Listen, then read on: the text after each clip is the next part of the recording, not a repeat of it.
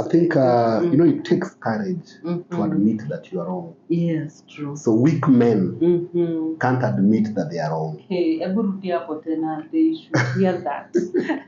It takes courage to admit that you are wrong. So weak men cannot admit that they are wrong. Wow. So again, as a man, it's important to develop strength so that you are strong in your identity. When I'm strong in who I am, then when I'm wrong, I admit that I made a mistake and I'm sorry. Yeah. And when does pride comes in? When, especially with men, there's this we call it Ego. Ego. Yes. Good. Thank you. There's ego and then there's pride. So how do you differentiate that? I think they come from the same family, and that is one of the struggle that is hindering men from becoming men. The issue of pride and ego. That is one of the reasons why men can't be men. It's one of the reasons why men can't keep their marriages. It's one of the reasons why men can't be effective fathers. So as a man, one of the things that you need to deal with is the issue of pride. It's the issue of pride. The ultimate. Hi, welcome to my YouTube channel. I'm your host Julia Wamboy. This is my journey of grace, and thank you so much for watching, for subscribing, for sharing.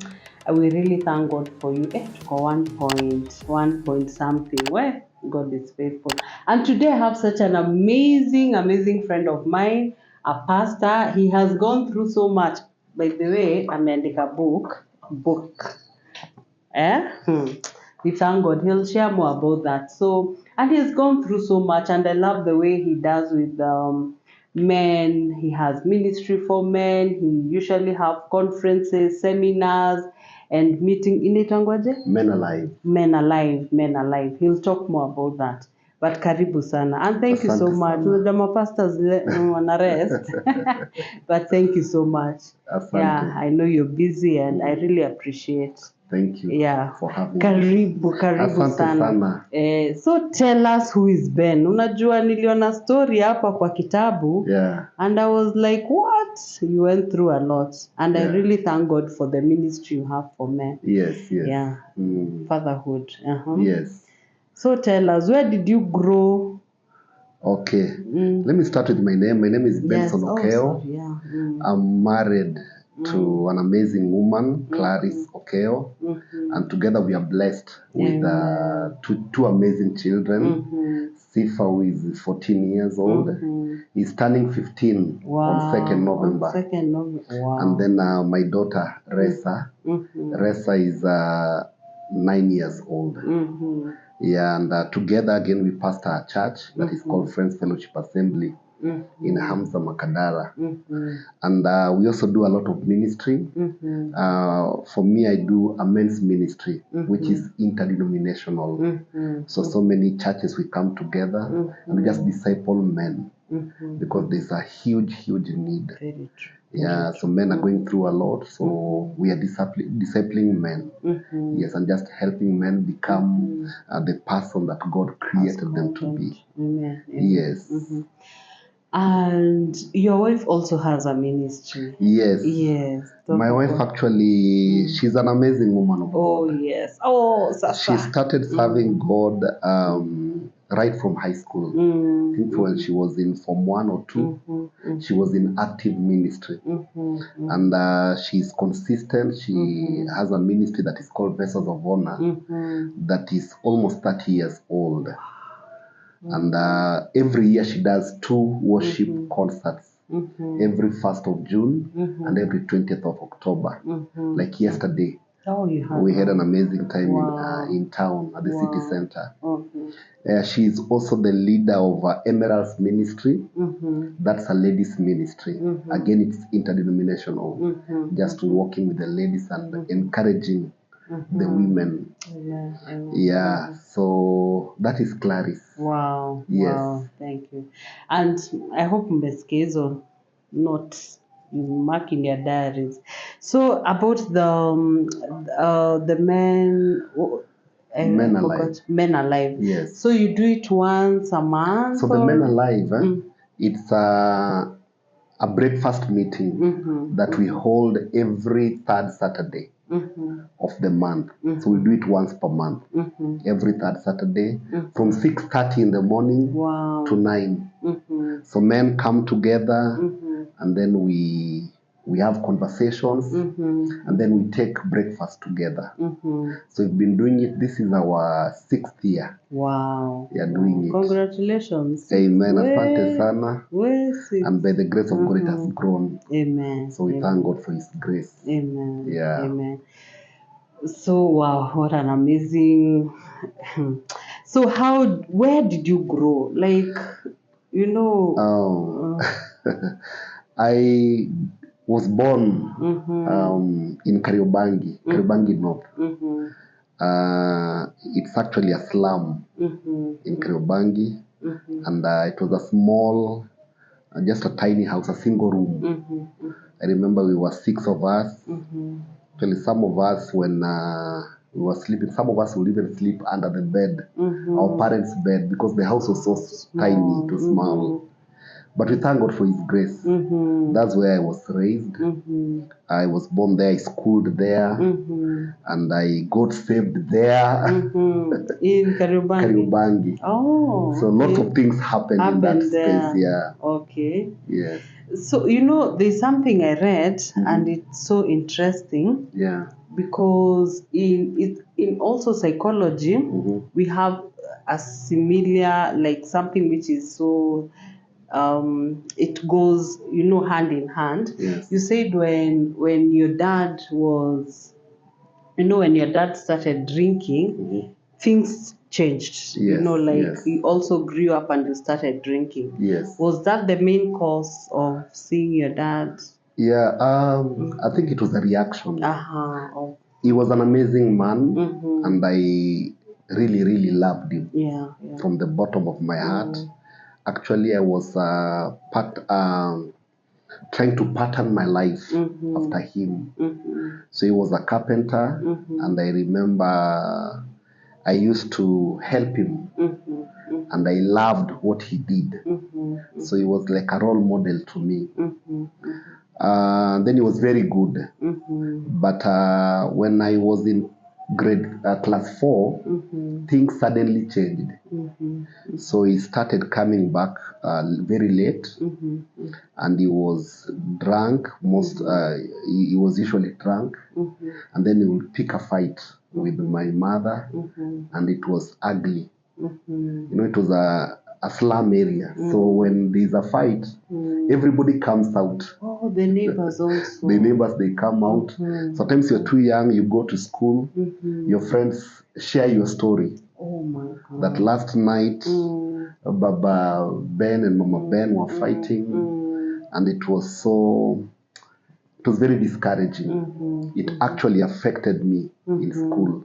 I remember from grade 4 up to grade 8, my teacher would write my report card. He would write, a very polite boy.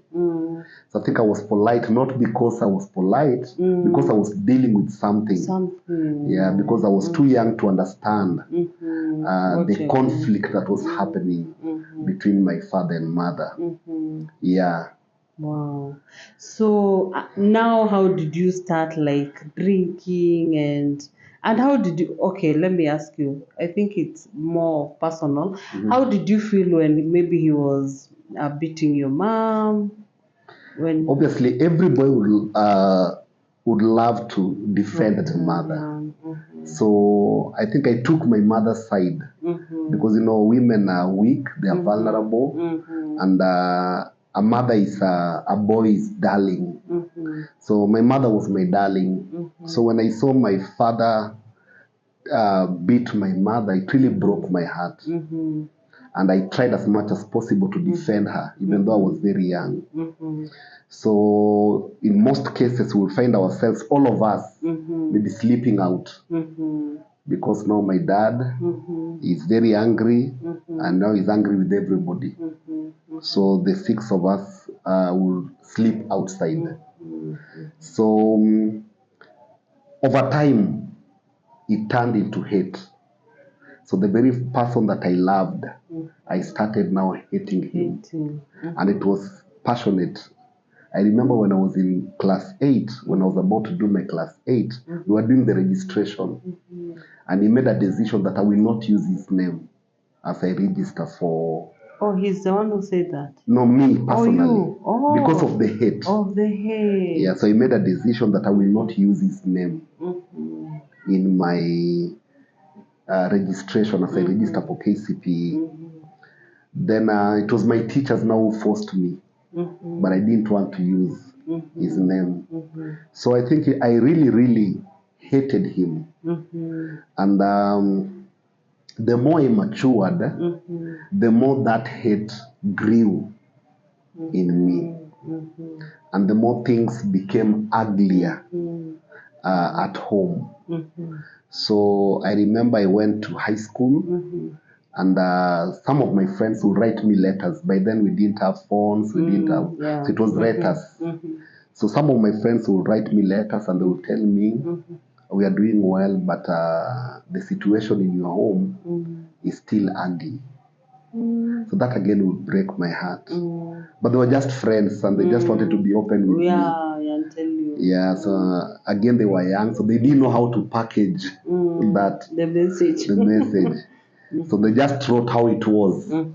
Yeah, so that again broke my heart. So I hated my father with passion. So I remember in 1992, they divorced. So then I was in Form 2. So they divorced. Hey, 92 you're in Form 2? Yes. Haki, I'm old. Boy. I'm old. I had finished school. Oh. Kaishimo tu na nita mom. Mom. Anyway, I'm joking. Okay. So I was in Form 2. Then they divorced. So to me it was at least we enjoyed some calm after that divorce. So no more fights. No more quarreling and violent disagreements. So it was a reprieve for me. And I remember all of us went and we started staying now with our mother. Then all of us, the 6 of us. Nobody left with the dad? Nobody. So we all, I think mothers have influence. Very true. Fathers have authority, but mothers have influence. So all of us, we went with our mom. And the hate was still there.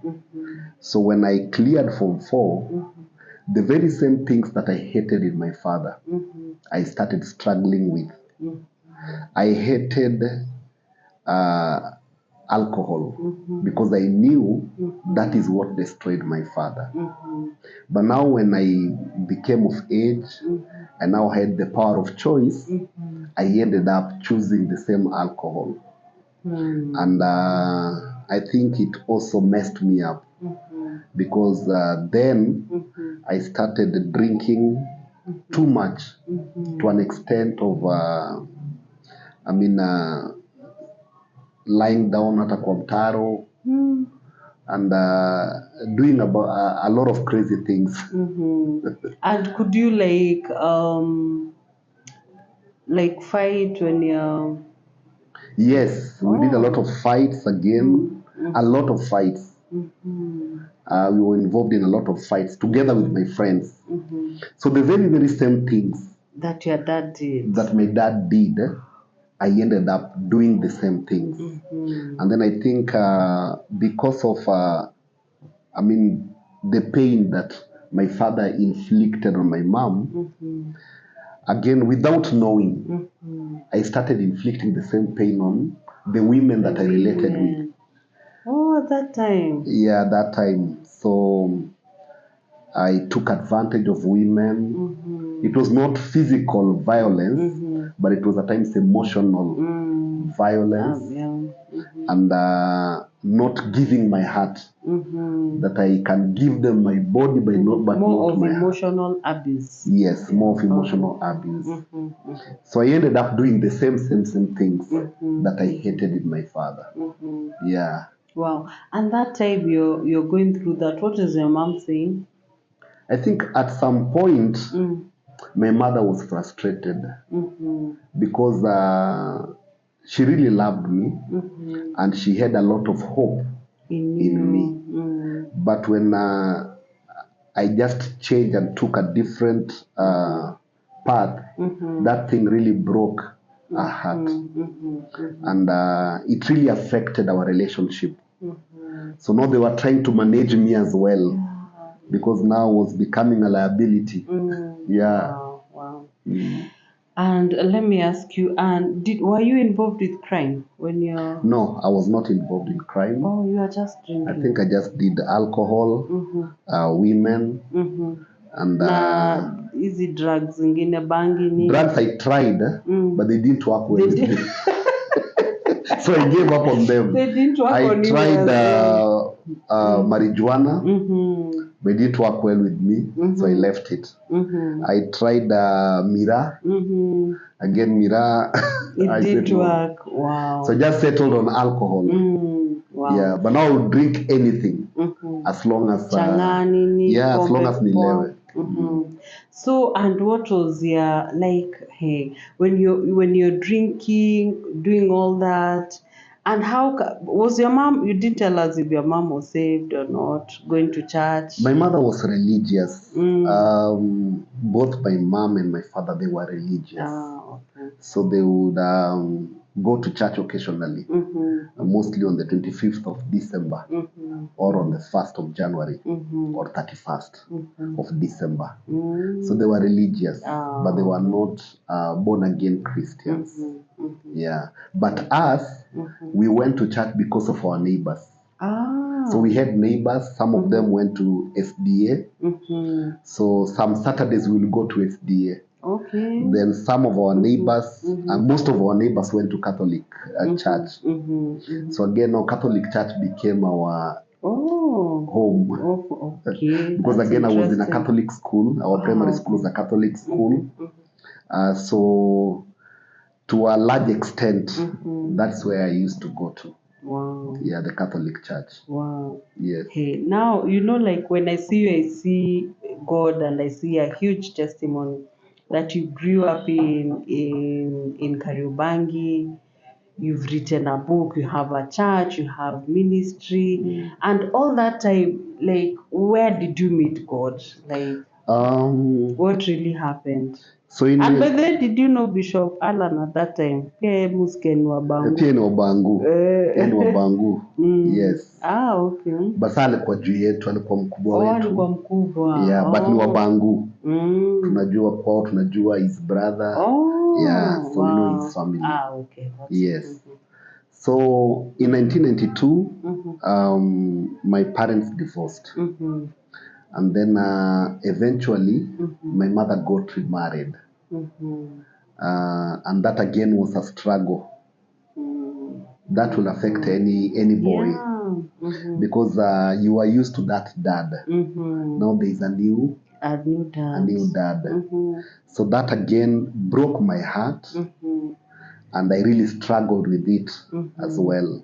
And did your mom tell you that she's getting married? The person that she got married to was a person that we knew. So I came now to understand later that the reason why my father was angry was because of that illicit affair. So that was the reason why my father got angry. So now as I actually later in life, after getting saved and a lot of discipling, is when I started understanding some of the things. So I think my father dealt with that issue of an affair, and most men don't know how to process that. Most men will not talk about it. So the only way they can deal with that kind of a thing is to become angry. Yes, when at times when men go through difficulties, at times they can choose to become like women. And today we are finding so many men behaving like women because they think that there is safety, that women are being taken care of. So they are looking for that care. So most men are becoming like women. And at times when things are difficult for men, at times they can even choose to become like children. So they refuse to grow up They refuse to take responsibility and remain like a child, even though they are adults. And again, some men, when they are going through difficulties, some turn into animals. They start behaving like animals. Now they use anger as their weapon. Anger become their weapon. So I think that was the case of my father. He was dealing with something difficult. He didn't seek help. He didn't talk to anyone. He didn't seek help. And I think he just chose to drink and become violent. So now he started using anger instead of finding a help. Yes, I think that was his case. Wow. And how was the stepfather? The stepfather was an amazing man. Oh, really? Because he was our neighbor. So growing up, we had a very warm relationship. Oh, with him? With him. So I didn't know that they were having an affair with my mother. But we had an amazing relationship. So when I discovered that they were having an affair, that is when it affected me for some time. But I think he did well to try and win my love. So over time, he won my heart. And we had an amazing relationship with him. Oh, wow. Actually, most of the things that I learned about manhood, I can say that I learned from him. Was he a drunkard? He was a drunkard, but he was responsible. He was a responsible drunkard. Hiyo umeitoa poa. Inakanika kitu poa. He was responsible. He was responsible. But he couldn't fight. He could fight. He could fight. But not use anger. He was a loving man. I think he was an embodiment of love. He was an embodiment of love. So I think to a large extent, he's the man who called out the man in me. Oh. To a large extent. Really? To a large extent, he's the one who helped me become the man that I am today. To a large extent. Oh. So in 1987 is when now I met Christ. Again in Kariobangi. I think we had gone for some party in Kariobangi South. By then, Roundabout and Kiamaiko were very risky, especially at night. So we went out late and we drank. But I can't remember how I reached home. But somehow, by the mercies of the Lord, I reached home. Because I was not driving, so I walked. And I passed through a very dangerous spot, 22 spots. So I went back home and I slept. When I came back to myself, I started questioning myself. How did I arrive home? Because I know I was in Kariobangi South, and the place I passed is a very risky place. So now I started asking myself difficult questions. So I remember that night, it was actually early morning. I knelt down for the first time. And I told God, I hear that you change people, that you save people. I think I need your salvation. Please save me, change me. Now that is how my journey of salvation began. Wow, from nowhere to... It was actually a Saturday night into Sunday. So Sunday when I woke up in the morning, I looked for the next available church. I went and I told the pastor. Which was? It was something called Open Door something. Okay. So that pastor prayed for me. And that is how I gave my life to Christ. And then by the grace of God, we had a fellowship in the estate, which we used to host at Kina Pastor Ben Tuku's place. Oh, okay. Yeah, so they hosted us. They hosted that fellowship as a family. His father and mother, they were born again. So they would host that fellowship. So a friend of mine took me there. She's called Herring. She took me there. And it was a fellowship of young people.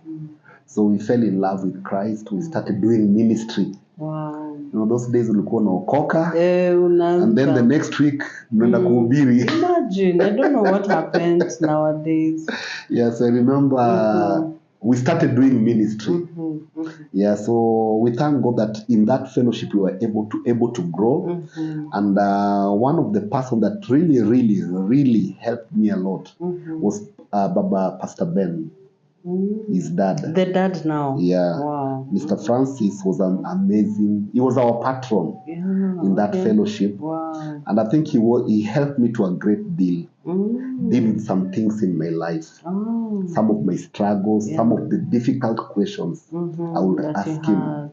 So I think to a large extent, he became a great support system. Yeah, and he really helped me a lot. Wow. Yeah. There's somewhere you wrote in the book that when your dad passed on, you really had, you went through also a difficult time.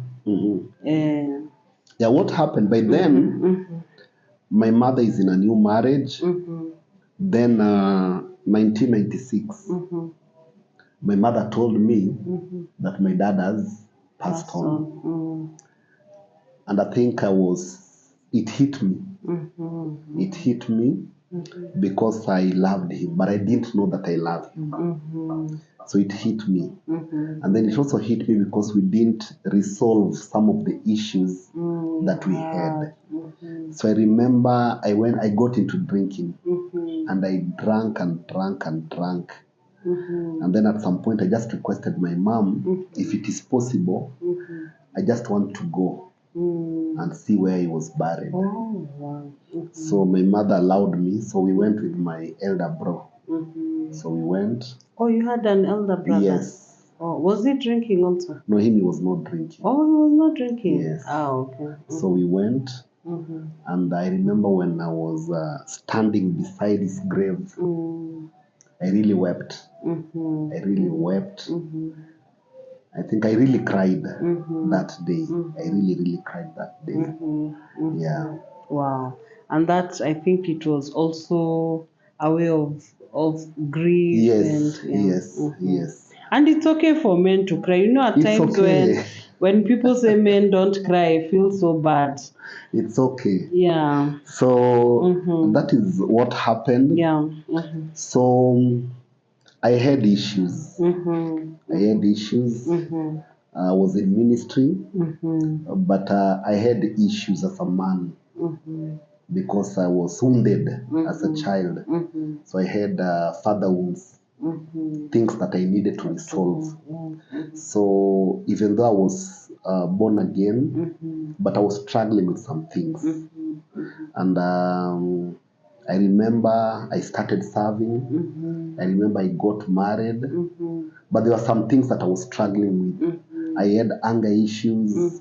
I was not patient with my wife. And then at some point, I think because of the path that I chose, the path of spiritual servanthood, at some point, I think I started seeing that I really needed help. I really needed help. So I started seeking help. I started seeking help. And I remember I was a pastor, but I was still having issues. I was still having issues. So one day, we were in prayer with a friend of mine, was called Pastor Akweyu. He was a pastor of Baptist, Buruburu Baptist. So we used to have prayers every Tuesday morning. We would meet from 6:30 to 8:30 every Tuesday for prayer, the two of us. Only the two of you? Yes. Okay. So I remember this particular day, we met and I knelt down, he knelt down, and we started praying. So we prayed. Then when we stood, I told him, because that picture of the unresolved things that I needed resolved came to my heart. So I told him, I think I need help. I need to talk to you about my past, and I need your help. So that day I opened my heart and I told him my childhood struggles. I told him my current struggle as a man, as a husband, and as a father. So he listened to me, and then on that day, this man, he was elderly, he took the position of a father. And he never judged you? He never judged me. So he took the position of my father and asked for my forgiveness. And then he also forgave me as my father. Wow. And then he prayed for me and blessed for me as a father. Wow. That was the day that I felt a release for the first time. And that is when I started the journey of writing this book. Wow. Now I became passionate about fatherhood issues because now I wanted to understand more about fatherhood. So I started studying widely. I started seeking knowledge in the area of fatherhood. So this book was a journey of 10 years. Such an amazing, amazing book. It's a journey of 10 years. Redeemed fatherhood. A journey of 10 years. So I started reading. I started attending seminars, conferences on fatherhood, and online classes and things like that. Then I think it was like 2 years ago now when I got down. 1.5 years ago when I sat down to write this book. Wow. But it's a journey of 10 years. Yeah. So when men are meeting, do they express themselves on what they're going through, the issues what they're going through? Because mostly men, they don't talk about their issues. Yes. And they really struggle inside. So they even end up affecting their children because of what they're going through. So how do you get all men to talk and open up? I think men talk where there are other men. That is important. Then secondly, it's important to create that environment. For example, when I want to talk about fatherhood issues, I talk about my journey as a father. I talk about my struggles with my father. I talk about my wounds. So now when I'm open with my issues, that is what will encourage other men to open up about their issues. So anytime we have conversations, I encourage even the facilitators to just share their journeys, share their stories, share their pains, because that is one way of encouraging men to open up. Very true. Yes. Very true. So that is what we do. Okay. Yeah. So when maybe we are talking about father issues, I just start from my mess. Then now they are able to see my journey to the place where I've reached. That inspires them. So maybe after that conversation, you get men coming to you that I had similar story. How can God heal me? Yeah, true. So now you start a walk. With them. Okay.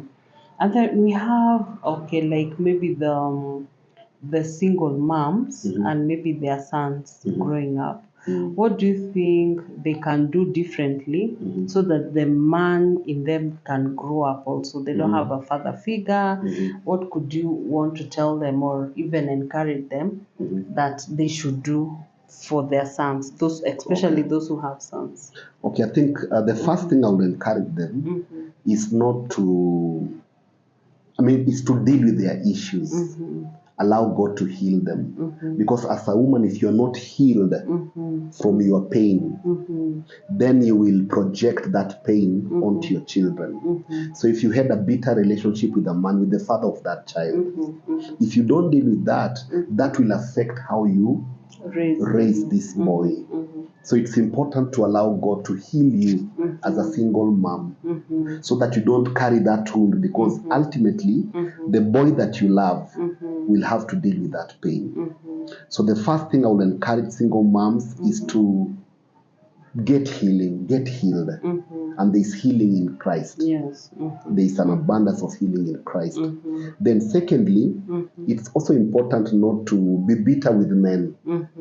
I find a lot of single women, they are very, very bitter with men, forgetting that they are also raising men. True. So if you're bitter, you transfer that bitterness to your son. So it's important to deal with that, forgive that man who hurt you, so that you can be free to love your son with pure love. Otherwise, that love will be tainted. Yeah, so it's important to forgive the men that hurt you, the men that wound you, so that you can be effective. Then thirdly, it's also important as a woman to introduce another man in the life of this child. It can be a grandfather, that man can be an uncle, that man can be a pastor, or that man can be any person who is respected in the community. But a person who is strong, a person who is mature, a man who is healed. You can't introduce anyone in the life of your son. So it's important to really gauge. Because you see, as boys grow up, after 12 years, a good woman is supposed to push that boy towards men. But you can't push him to any man. You push him to men who are healed, men who are matured, men who are spiritual, so that they can call out the man in that boy. Because a mother can do a great work in raising a boy, but it takes a man to call out a man in a boy. The mother cannot do that.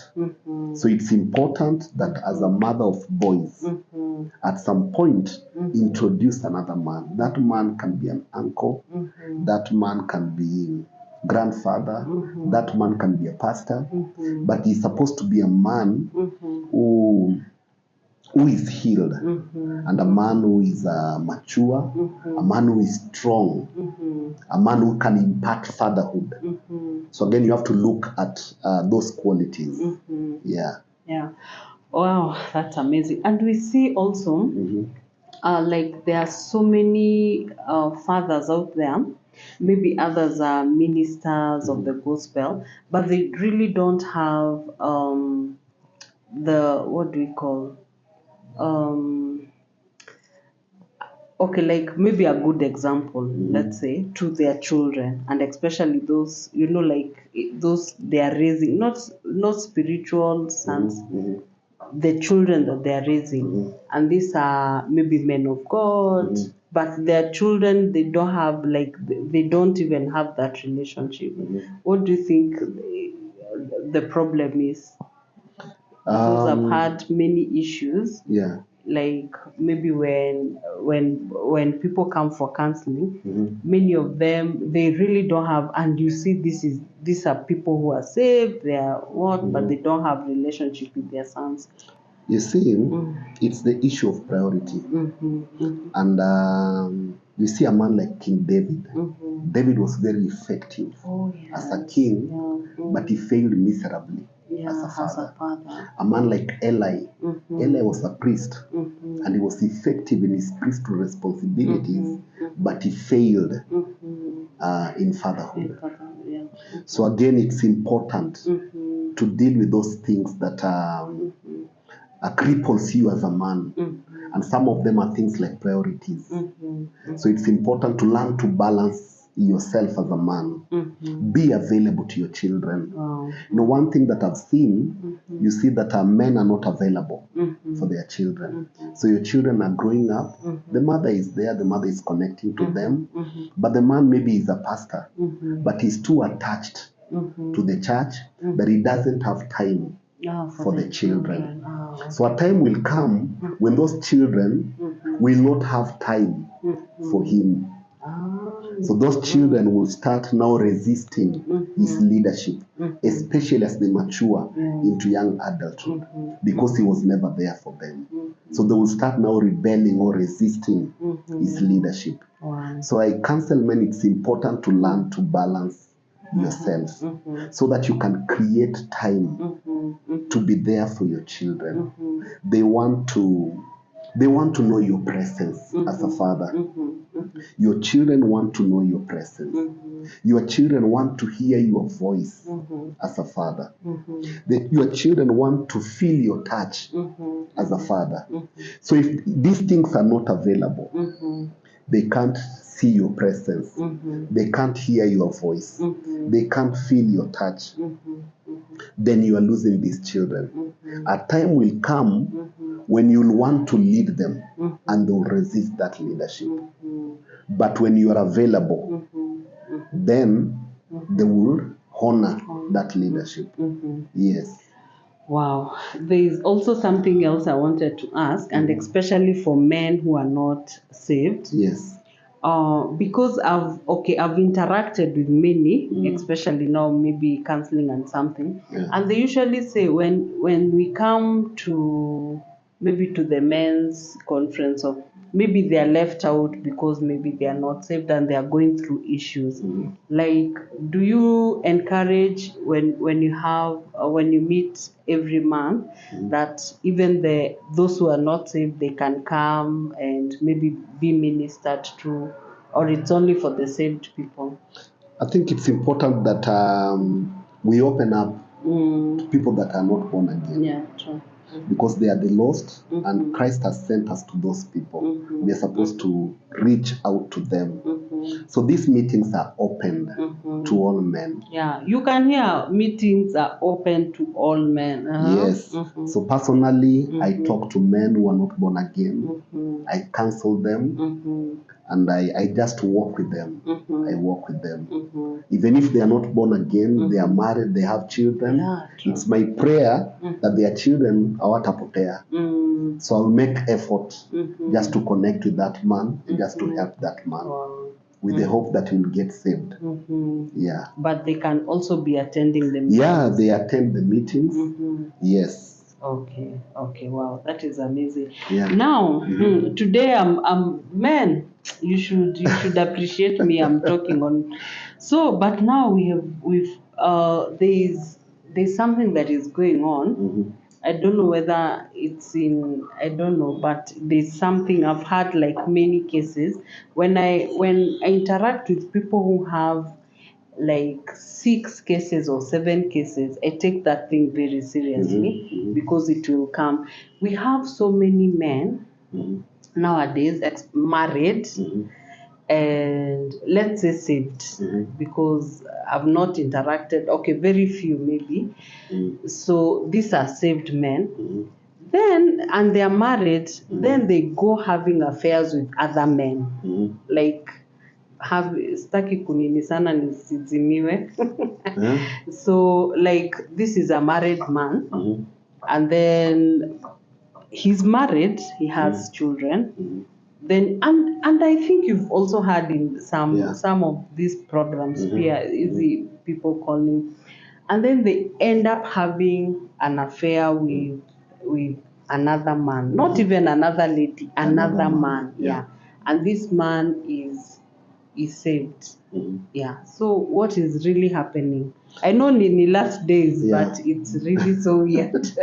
Actually, it actually points out to the issue of fatherhood. Most of those men, they are suffering fatherhoods. So that is how they are dealing with their father issue. So the father was not there to model manhood. He was only surrounded with feminine power. So he doesn't know how to be a man. So he seeks to express that femininity. So I think we can trace it back to the issue of fatherhood. I've met men and some men that maybe the father was not there. So the father was not there, so the boy grew up. Then at some point their uncle came. Then the uncle started molesting them. So that is how they got into it. But it happened because there was no man to protect him. There was no man to model. So I think again it points back to that issue. It points back to the issue of fatherhood. And again, it's the issue of maybe trying to prove something. So like as a man, I want to, maybe if a man is trying to sodomize another man, he's trying to prove something to himself, that I am a man enough.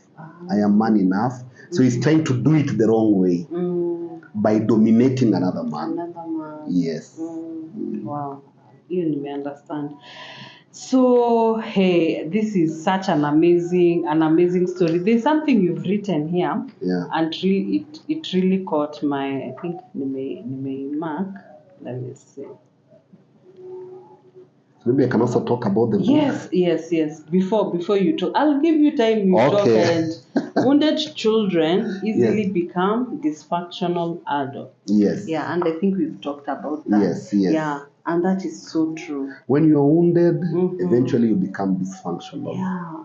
So it's easy to mend the children than deal with adults who are broken. So that's why it's important as fathers that we take our job seriously. That job, it's a spiritual responsibility. We are actually shaping destinies. So there are people today that are dysfunctional because of the issue of fatherhood. According to a research that was done in the US, they say that 97% of the population in prison grew up without fathers. They say 92% of people involved in street prostitution grew up without fathers. They say 87% of people who were involved in crime grew up without fathers. So that the absence of a father really affects children. There are few that watamanage, watatoka vizuri, lakini wengi wanasafa. Yeah. Wow. So it's good to be, like fathers who are there, they should really stay. As a father, you're supposed to be there. And again, don't just be there, because again, you can be there and you are passive. Yeah, true. You are supposed to be involved in the life of your children. You are supposed to be involved. Don't be passive. Yeah, true. Because there are fathers who are there, but it is like they are not there. Their children don't hear their voice.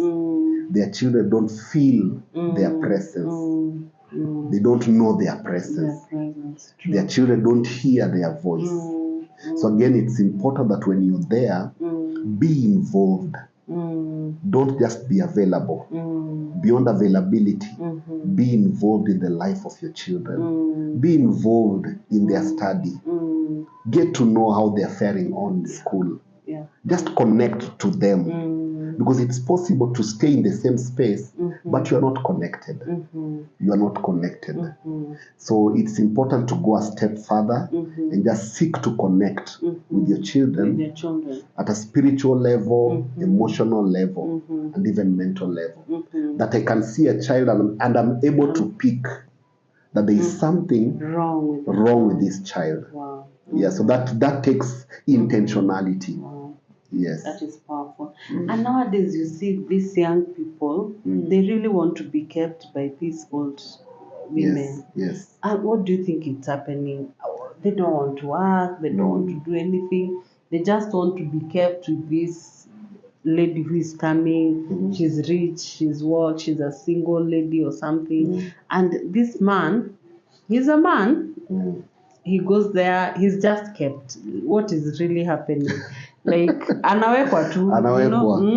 Actually, it traces back to the issue of fatherhood again. Yeah, true. When you don't have strong men, when you don't have men raising these boys, then they are left with the women. So now they know that my mother is providing for me. My mother is protecting me. My mother is there for me. So now when they mature into adulthood, they don't know how to take responsibility. So even if they get married to a person who can mother them. Oh, yes. Now the challenge is you cannot have sex with your mother. Yeah. So now even the woman that they get married to, eventually there will be struggles. Eventually. So I think it's important that we men man up so that we can be models to our children. I remember growing up in those early days when we had strong fathers.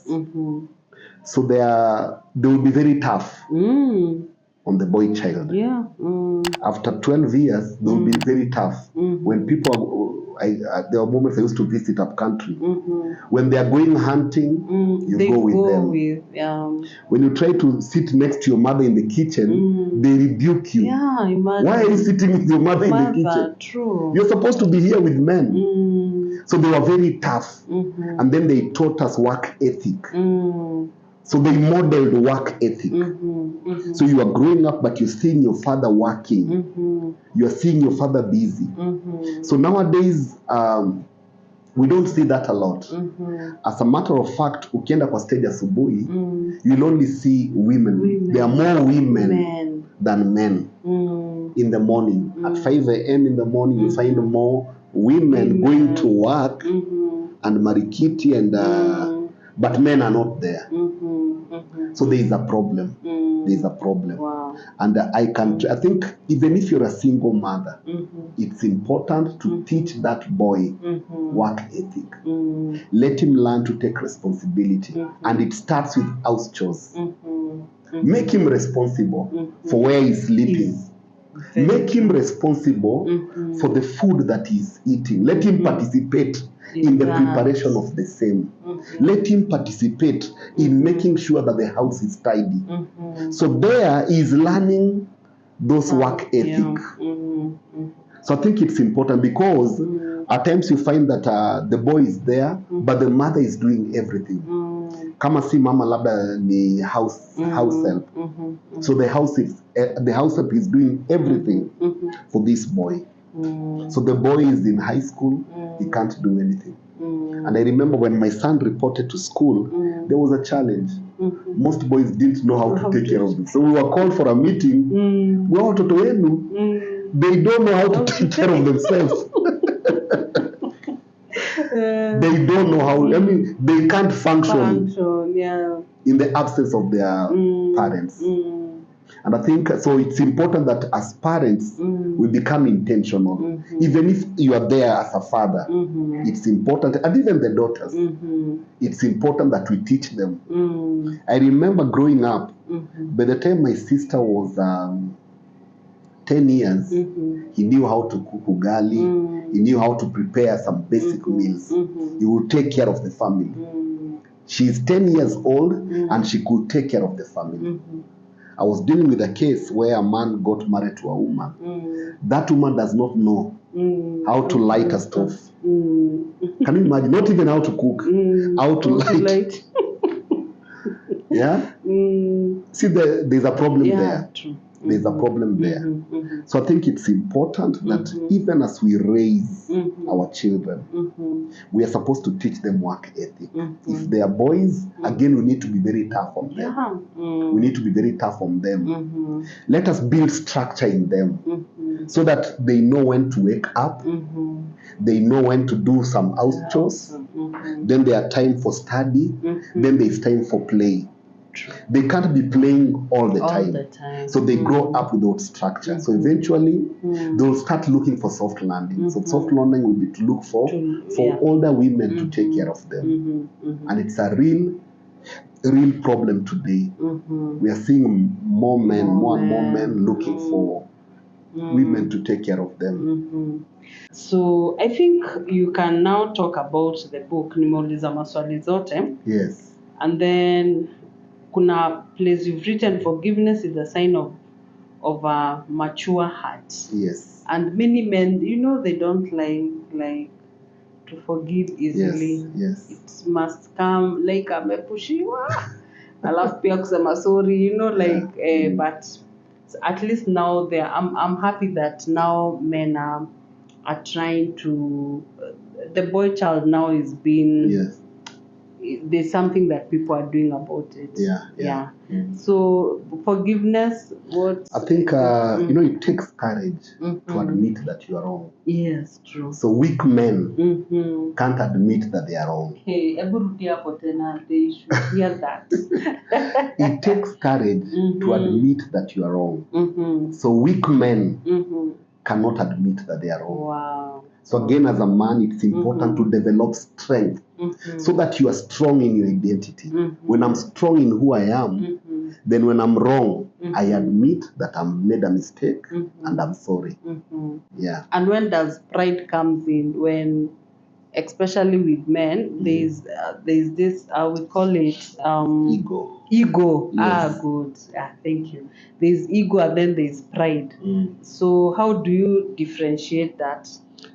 I think they come from the same family, and that is one of the struggle that is hindering men from becoming men. The issue of pride and ego. That is one of the reasons why men can't be men. It's one of the reasons why men can't keep their marriages. It's one of the reasons why men can't be effective fathers. So as a man, one of the things that you need to deal with is the issue of pride. Is the issue of pride. The ultimate model of manhood is called Jesus Christ. Wow. And Christ modeled humility. The Bible says that he left his estate in heaven. He humbled himself and became obedient unto death. So Christ is the ultimate model of manhood, but he humbled himself. He humbled himself to become effective in saving humanity. So if we are going to be effective in our responsibilities as husbands and as fathers, we must learn to humble ourselves. We must learn to look at Christ and follow the pattern that Christ modeled. And it's a path of humility. Wow. Yes. Wow, that is so powerful. Hey, now talk about the book.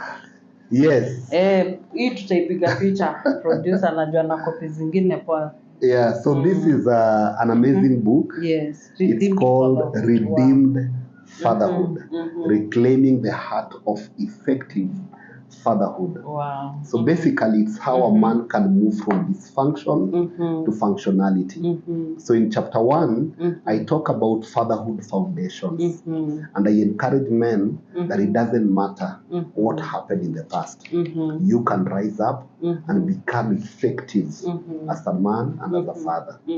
Chapter 2 is titled The Search for a Father. And I argue that there is a hole in the heart of a child that only a father can fill.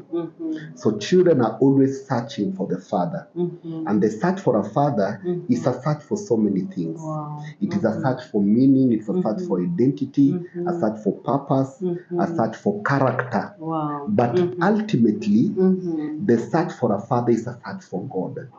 Amen. So children are searching for God. Amen. So even a good father is supposed to point his children to God, because God is the perfect father. Chapter 3 is called Courage to be Healed. And I argue that it takes a lot of courage for you to be healed. It takes a lot of courage for you to forgive your offenders. It takes a lot of courage for you to move on. It takes a lot of courage for you to be the man that God ordained you to be. Chapter 4 is called Wisdom for Effective Fatherhood. And I argue that it takes a lot of wisdom to be a father than to be a president. Because I look in the Bible and I see men like David who are very effective as kings, but they failed miserably as fathers. Chapter 5 is called Dad Traps. And these are things that trap men, that cause men not to be effective. And some of them are not sinful things. They are things like priority. So you find a man winning awards at work, but failing miserably at home. Another challenge maybe is pressure. So maybe a man cannot be effective as a man because of work pressure. So when he comes back home, he has nothing to offer his wife or his children. Chapter 6 is called The Portrait. Chapter 6, I think I've interchanged them. Chapter 6 is called The Portrait of a Father. So the portrait of a father are pictures, biblical pictures that explain fatherhood. And there are 5 pictures that explain fatherhood. Then the last chapter is the most interesting chapter. It's called Redeeming Fatherhood. Wow. So now how can we redeem the whole concept of fatherhood? So they have talked about players involved in redeeming fatherhood. And the first player is God. And God has played his part by sending Christ. So Christ came to reveal the Father. Wow. The second player is the man. And the man redeems fatherhood by accepting responsibility.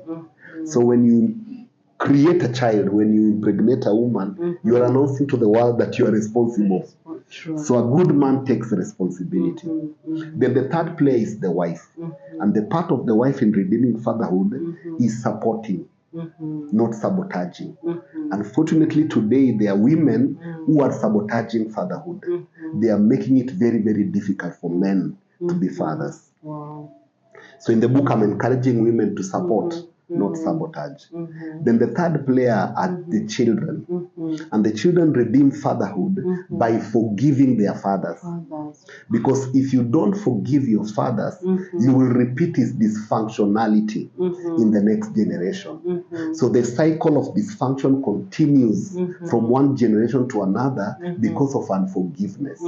So it's important to forgive your father so that you can be free to become a blessing to your children. Wow. Then the next play is the church. Now what the church can do to redeem fatherhood. Then finally the last player called a company of men. So men are made in the company of other men. So we need other men that I can be real with. That I can, hey man, I'm struggling with this thing.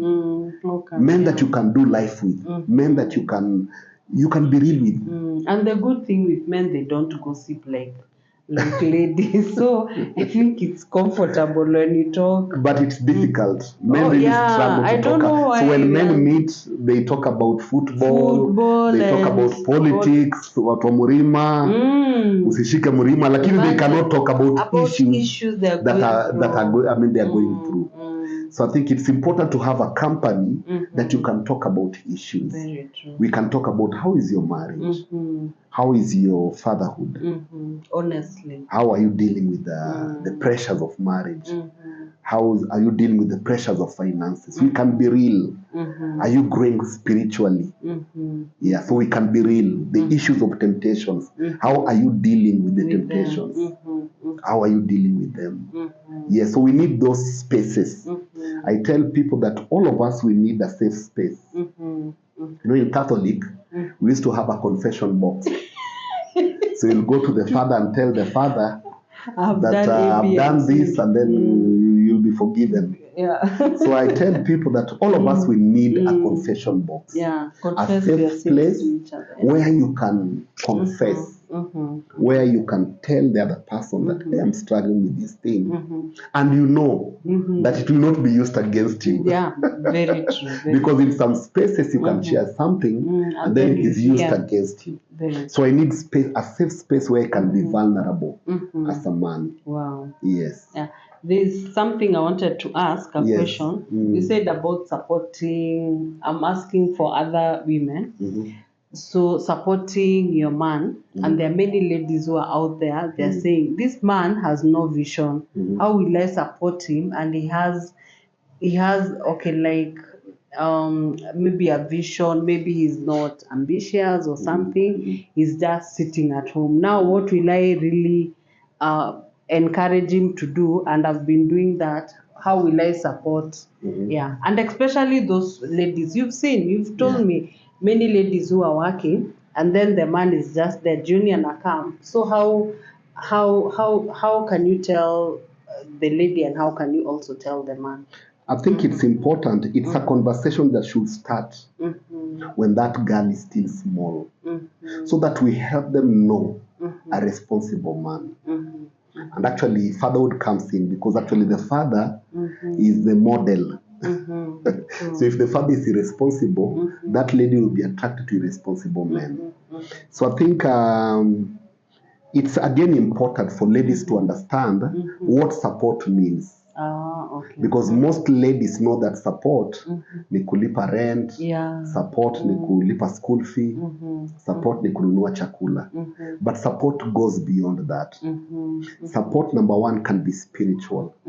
That I can be praying for this man, for God to move in his heart, for God to deal with his heart. So support is first spiritual. Support can also be maybe empowerment, pushing this man to spaces that will challenge him to grow up.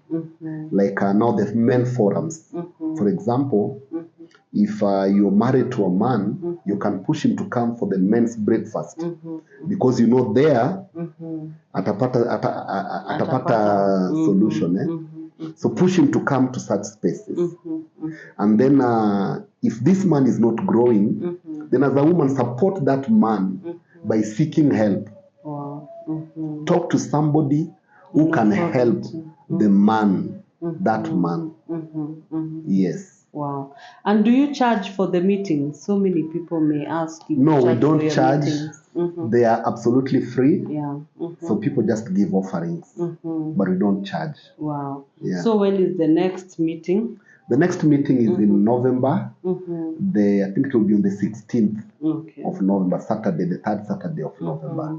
Yeah, and he's always like sharing on Facebook, and they're very powerful meetings. I remember there are people I sent to come, and they were so happy, like they came. They are very good meetings. Yeah, and they were so encouraged. Yes, so much encouragement, so much empowerment, true. So much opening of eyes, and so much, again, praying together. And I'm praying that you will go to Mombasa, you go to Kisumu, you go to Kakamega, like you'll be having like every other Saturday, so that also men there. I remember there's one I shared, I saw your wife shared, and then I shared. And I remember my friends who are Kisumu were telling me, no, you're sharing and the meeting is on Saturday.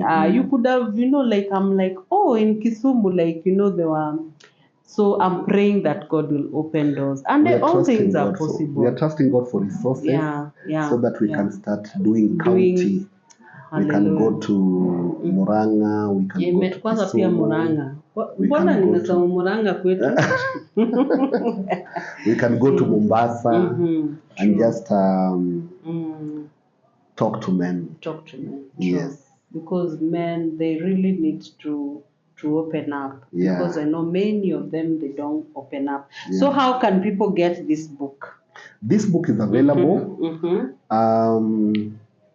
So you can just reach me. You can reach me, you can DM me, you can send me a message on WhatsApp. And you see something I love about the book. Oh, by the way, are women allowed to read? Yes. Women are allowed to read. Ama tu ni men, because like women. You see something I love. I don't know whether you'll see.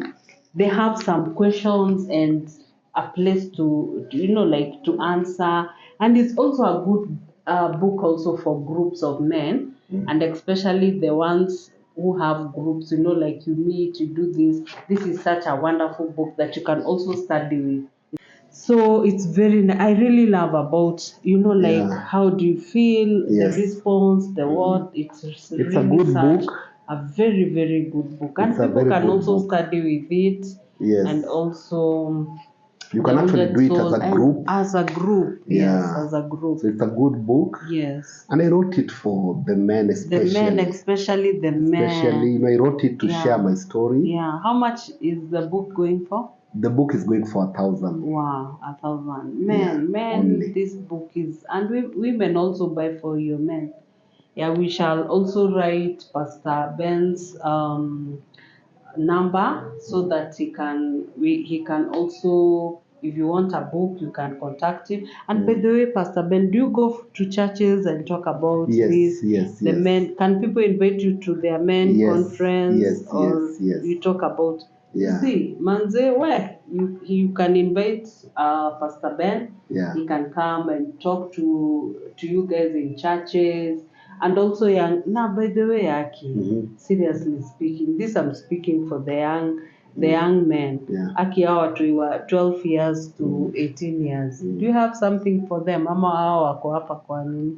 We have something. Oh, you have something for them as well. Oh. So again, I challenge them to come for the men's meeting. Oh, they can come also. They can come for the men's meeting. I didn't know that. From 12 years. For 12 years. So my son is. But you've never wrote that in I've Facebook? Never.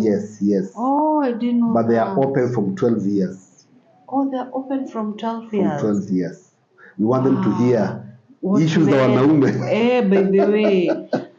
That is awesome. I didn't know. Actually, I didn't know. That's why I was asking for that. So men who are boys from 12, sana they are men from 12 to 50 or 70. Yeah. You're all welcome. Yes. Wow, that is so. Thank you so much for sharing a lot. I've also learned a lot about men. Yeah. And I also thank God because my dad also was a good man. Wow. We learned a lot also. Mm. About him and and my brothers also I can say. So we really thank God for that. Najua ange sana kusoma hii kitabu. Ange teach about fatherhood, but anyway. Wow. But please buy and call Pastor Ben. He can come to your church, he can minister, and especially conference. Unajua vile si wa mama suanga intentional. Yes. Sahii wazee wanze kuko intentional. Yes. Conference 1 week men pekee. Wacha hizi wanaendanga huko ati men sijui what wana dance sijui. Sasa hii ni ya nini tu. Yes. And then maybe later you can have something. Yeah. So thank you so much for coming. God bless you, and thank you so much for watching my journey of grace. And Pastor Ben has really shared a lot. Thank you so much. And please get a book. Get this copy. Man, I don't know what you're waiting for. And God will bless you. Thank you so much. God bless you.